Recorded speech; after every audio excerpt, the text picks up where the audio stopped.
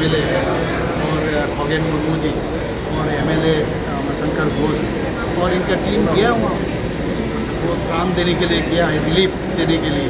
अब उसको किस तरह और एक पर्टिकुलर एक श्रेणी इन्हीं को यूज करके इन लोगों को जिस तरह उनको वहाँ पर उनको जान लेने वाला हमला किया है, अब सोचिए आप लोग देखे होंगे।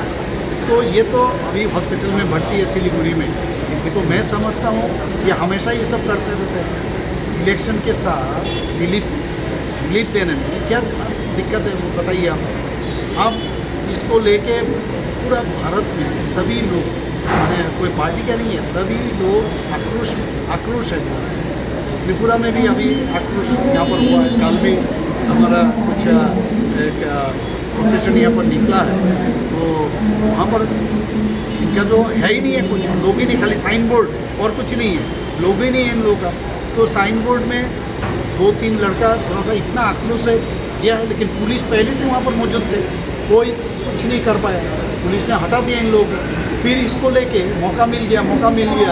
जब बोलते कलकत्ता से मैंने सुना अभी 3-4 आदमी आया है यहाँ पर, तो ये लोग क्या करेंगे पता नहीं है। तो मैंने कहा इनको आने दीजिए आराम से, जो भी करना है करें, उसमें हमको कोई दिक्कत नहीं है। तो ये नेशनल लेवल में ये जो मेन इशू है जो वहाँ पर नॉर्थ बंगाल में हुआ, इसको डाइवर्ट करने के लिए इनका ये प्रचेष्टा है, लेकिन फ़ायदा नहीं होगा, जनता जानते हैं।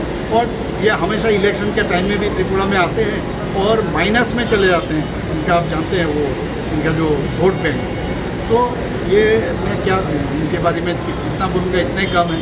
उनको सुबुद्धि दे, मैं भगवान को बोलूँगा, मैं इनको सुबुद्धि दे और जो प्रॉपर जो पॉलिटिक्स करना है और ऐसे पॉलिटिक्स करना है।